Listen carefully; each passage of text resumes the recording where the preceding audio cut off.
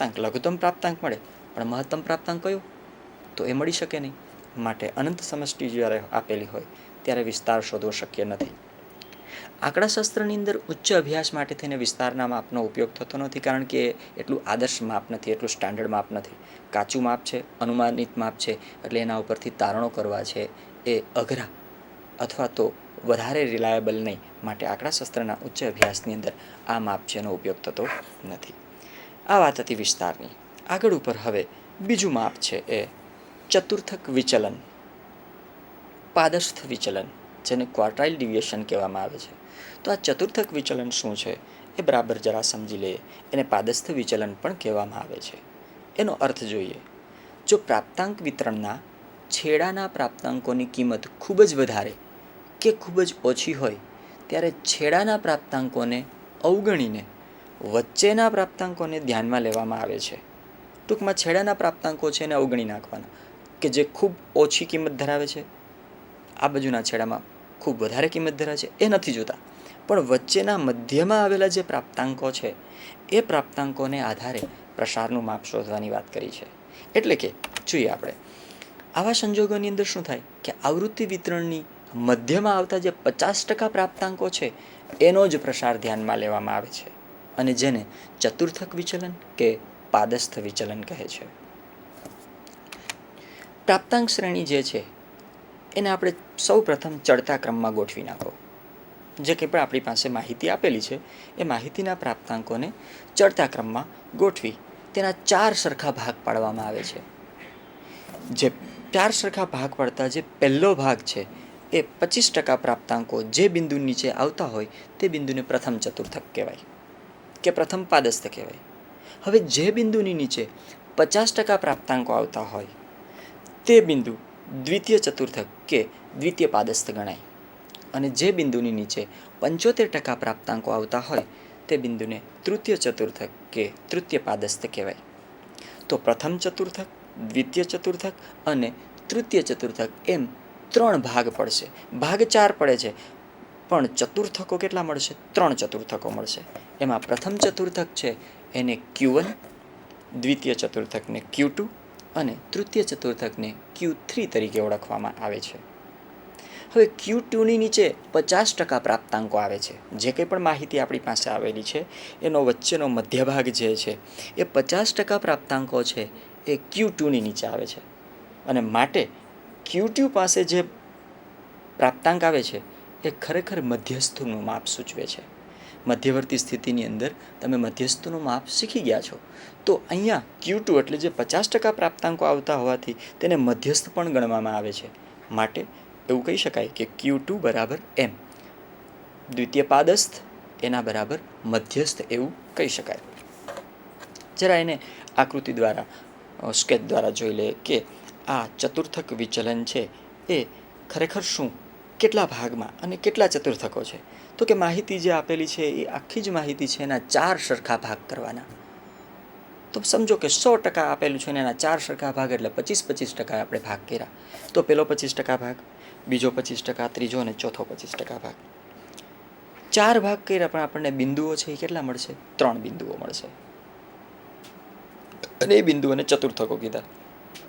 પહેલો 25% ભાગ છે એ જો Q1ની નીચે આવે છે, બીજો 50% ભાગ 25 પહેલા અને પછીના 25 એટલે એમ 50% ભાગ Q2ની નીચે આવે છે, અને Q3ની નીચે 25, 25 ને 25 એટલે 75% ભાગ છે એ Q3ની નીચે આવે છે. તો આ રીતે માહિતી છે એના પ્રાપ્તાંકોને ચડતા કે ઉતરતા ક્રમમાં ગોઠવીને તેના 4 સરખા ભાગ કરતા માપ બિંદુઓને ચતુર્થકો કહે છે. માહિતીના ભાગ 4 થાય છે, પરંતુ ચતુર્થકો જોઈ શકો છો તમે Q1, Q2 અને Q3 એમ 3 ચતુર્થકો મળે છે. આ ખાસ બરાબર યાદ રાખવું, ભાગ 4 થશે પણ ચતુર્થકો આપણને 3 મળશે. હવે આ ચતુર્થક વિચલન છે એ શોધવું હોય તો કઈ રીતે શોધી શકાય એના સૂત્રની વાત જરા કરી લઈએ આપણે, કે ચતુર્થક વિચલન શોધવાનું સૂત્ર Q બરાબર Q3 ઓછા Q1 ના છેદમાં 2. Q3 એટલે ખબર છે આપણે તૃતીય ચતુર્થક, તૃતીય પાદસ્થ, અને Q1 એટલે પ્રથમ ચતુર્થક અથવા તો એને પ્રથમ પાદસ્થ કહેવાય છે.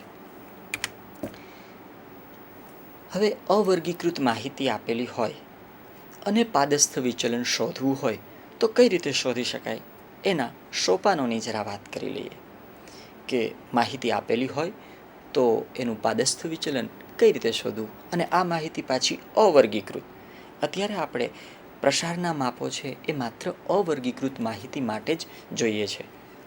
તો અવર્ગીકૃત માહિતી આપેલી હોય અને પાદસ્થ વિચલન શોધવું હોય તો સૌપ્રથમ આપેલા છૂટા પ્રાપ્તાંકોને ચડતા ક્રમમાં ગોઠવવાના. સૌથી પહેલું કામ આપણું એ કે એને ચડતા ક્રમમાં ગોઠવી દો.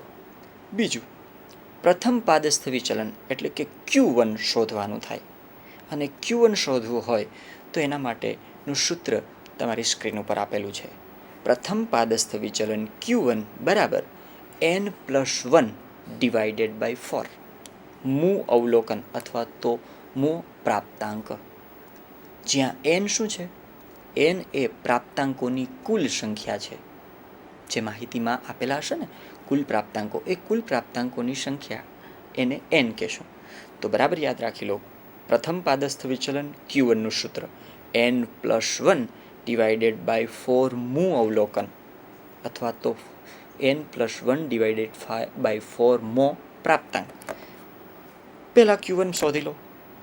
પછી જરૂર પડે છે આપણે તૃતીય પાદસ્થની, તો એ Q3 શોધવું પડશે. તો તૃતીય પાદસ્થ વિચલન Q3 બરાબર 3 into bracket n+1 divided by 4 મૂ અવલોકન. Q1 ને માત્ર 3 વડે ગુણી નાખો તો પણ તમને તૃતીય પાદસ્થ એટલે Q3 મળી જાય. તમે જોઈ શકો છો કે Q1 નું સૂત્ર n+1/4 હતું, જ્યારે Q3નું માત્ર આગળ 3થી એને ગુણી નાખીએ. 3 n+1 ડિવાઇડેડ બાય 4 મૂ અવલોકન મો પ્રાપ્તાંક એટલે આપણને તૃતીય પાદસ્થ વિચલન મળી જશે. અહીં પણ n એટલે પ્રાપ્તાંકોની કુલ સંખ્યા થશે. હવે આપણે પાદસ્થ વિચલન છે એના સૂત્રનો ઉપયોગ કરી અને આ કિંમતો આમાં મૂકશું એટલે આપણે પાદસ્થ વિચલન છે એ Q મળી જશે.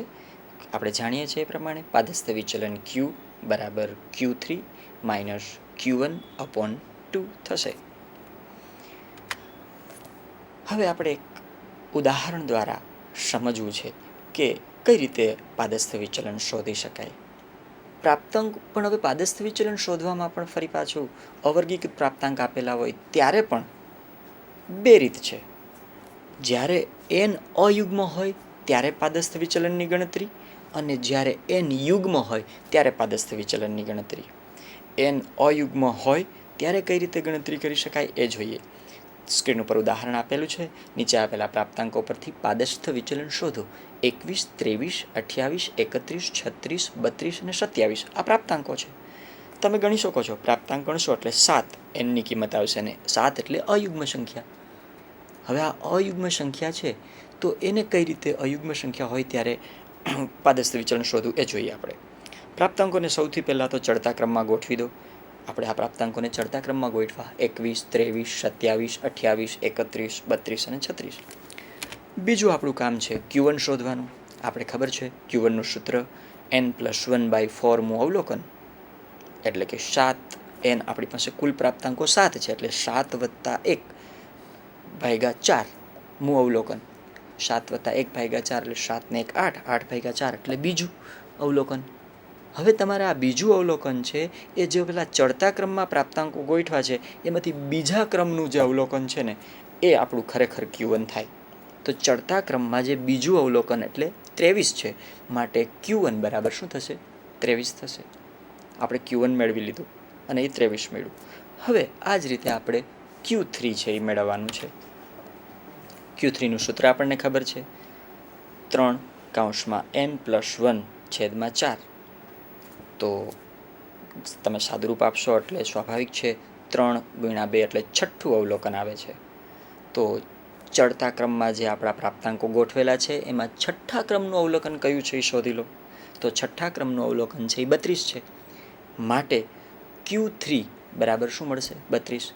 હવે આપણી પાસે Q1 અને Q3 બંને છે, અને આપણે સૂત્ર પણ જાણીએ છીએ કે પાદસ્થ વિચલન Q બરાબર Q3 માઇનસ Q1/2. બસ, તો હવે માત્ર આમાં કિંમતો મૂકી સાદુરૂપ આપશો એટલે તમને પાદસ્થ વિચલન છે એ મળી જશે. તો Q3 ની કિંમત 32 માઇનસ 23 Q1 ની કિંમત, ભાગ્યા 2, તો 9 ભાગ્યા 2 તો 4.5. તો જે કંઈ પણ આપણે માહિતી આપેલી હતી એનું પાદસ્થ વિચલન 4.5 થશે. આ માહિતી છે એ કેવી હતી?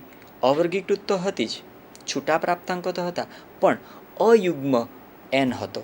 પ્રાપ્તાંકોની કુલ સંખ્યા છે એ કેવી હતી? અયુગ્મ હતી. પણ હવે જો પ્રાપ્તાંકોની સંખ્યા યુગ્મ હોય, અને પ્રાપ્તાંકો તો છૂટા જ હોવાના, પણ જો યુગ્મ સંખ્યા હોય તો પાદસ્થ વિચલન કઈ રીતે શોધવું? થોડું સૂત્ર એના એ જ છે, પણ ગણતરી વખતે થોડું જાળવીને તમારે આગળ વધવાનું છે, તો તમે આરામથી એ પાદસ્થ વિચલન છે એ યુગ્મ હોય એનની સંખ્યા ત્યારે પણ શોધી શકશો. તો જોઈએ આપણે એક ઉદાહરણ દ્વારા. પ્રાપ્તાંકોની સંખ્યા એન યુગ્મ હોય ત્યારે પાદસ્થ વિચલન. ઉદાહરણ તમારી નજર સમક્ષ છે કે નીચે આપેલા પ્રાપ્તાંકો પરથી પાદસ્થ વિચલન શોધો. ગણતરી કરશો તો તમને ખબર પડશે કે n બરાબર 8, અને 8 એટલે યુગ્મ સંખ્યા છે. સોપાનો તો એના જ. પ્રાપ્તાંકોને ચડતા ક્રમમાં ગોઠવો, એટલે આ પ્રાપ્તાંકોને તમે ચડતા ક્રમમાં ગોઠવશો એટલે 12, 14, 16, 17, 18, 20, 21 અને 25 થશે. હવે બીજું સોપાન Q1 મેળવવાનું. તો Q1 નું સૂત્ર પણ તમે જાણો છો કે n+1/4 મું અવલોકન 8 + 1 ભાગ્યા 4 એટલે 2.25. અહીંયા જે અયુગ્મ હતું એના કરતાં થોડું જુદું થયું. અહીંયા અપૂર્ણાંકમાં 2.25મું અવલોકન આવ્યું. હવે 2.25મું અવલોકન કઈ રીતે શોધવું? તો એ જે ગણતરી છે એ અહીંયા ખાસ તમારે યાદ રાખવાની છે કે જ્યારે યુગ્મ n હોય ત્યારે. તો 2.25 એટલે બીજું અવલોકન તો લઈ જ લેવાનું આખું. હવે ત્રીજું અવલોકનમાંથી બીજું અવલોકન બાદ કરીને એનો 0.25 ભાગ લેવાનો છે. તો આ રીતે સાથે તમારી સ્ક્રીન ઉપર આપેલ છે બીજું અવલોકન વત્તા 0.25 કૌંસમાં ત્રીજા અવલોકનમાંથી બીજું અવલોકન બાદ કરો. તો હવે આપણી પાસે જે ચડતા ક્રમમાં પ્રાપ્તાંક ગોઠવા છે એમાંથી બીજું અવલોકન શોધો. તો એ 14 થશે વત્તા 0.25 કૌંસમાં ત્રીજું અવલોકન 16 છે, અને બીજું તો આપણે ખબર જ છે 14. તો 16 - 14 એટલે 16માંથી 14 જશે એટલે 2 વધશે. 25.25 ગુણ્યા 2 એટલે શું થશે? 25 દુ 50 એટલે 0.50 થશે. બીજું અવલોકન તો 14 આપેલું જ છે, એટલે 14 વત્તા 0.5 એટલે 14.5. અહીંયા Q1 આપણી પાસે થશે 14.5 થશે. આ ગણતરી મહત્વની છે. આ તમારે એ અયુગ્મ કરતાં અહીંયા જુદું પડે છે, એ બરાબર યાદ રાખવાનું. આવી જ રીતે આપણે Q3 મેળવીએ. સૂત્ર તમને ખબર જ છે, કિંમતો તમે મૂકી શકો, ગણતરી કરી શકો, અને ગણતરી કરતાં તમને મળે છે 6.75મું અવલોકન. હવે 6.75મું અવલોકન એટલે તો કે છઠ્ઠું અવલોકન તો લેવાનું જ, પણ 0.75 કેના લેવાના? તો કે 7મા અવલોકનમાંથી છઠ્ઠું અવલોકન બાદ કરતાં જે કિંમત મળે એનું 0.75 લેવાનું. તો છઠ્ઠું અવલોકન ગણતરી કરશો એટલે તમને મળશે 20. એમાં ઉમેરવાના 0.75 અને 7મા અવલોકનમાંથી છઠ્ઠું બાદ કરવાનું. તો 7મું અવલોકન છે એ 21 છે, એમાંથી 20 બાદ કરો એટલે કિંમત મળશે 1. તો 0.75 ગુણ્યા 1 કરો તો શું આવશે? 0.75. માટે 20 વત્તા 0.75 એટલે 20.75 એ Q3 થશે. જો બરાબર Q1 અને Q3 મેળવવાના છે અહીંયા, પછી જ આગળ ઉપર તમે પાદસ્થ વિચલન શોધી શકશો. જો એમાં ભૂલ કરશો તો પાદસ્થ વિચલન છે એ ખોટું આવવાની શક્યતા રહેશે. તો હવે આપણી પાસે Q1 અને Q3 બંને છે, અને પાદસ્થ વિચલનનું સૂત્ર પણ આપણે જાણીએ છીએ. તો આ સૂત્રની અંદર કિંમત મૂકશો એટલે તમને પાદસ્થ વિચલન છે એ આપેલ માહિતીનું મળી જશે. કિંમતો મૂકતા આપણને પાદસ્થ વિચલન છે એ 3.125 મળે છે. તો અવર્ગીકૃત પ્રાપ્તાંક આપેલા હોય, n યુગ્મ હોય કે n અયુગ્મ હોય, કઈ રીતે પાદસ્થ વિચલન શોધવું એ તમે બધા જાણી ગયા છો. હવે તમને સમજાઈ ગયું છે. તો આ પાદસ્થ વિચલન છે એના ઉપયોગો વિશે હવે સમજી લઈએ. સમજવામાં સહેલું અને ગણતરીમાં સરળ છે, પણ વિસ્તાર જેટલું સાદું નથી. વિસ્તાર તો સાવ સરળ હતું, આમાં થોડી ગણતરી તો કરવી પડે છે. પ્રાપ્તાંકોનું આવૃત્તિ વિતરણ વિરૂપ હોય તો પાદસ્થ વિચલન મેળવવું જોઈએ.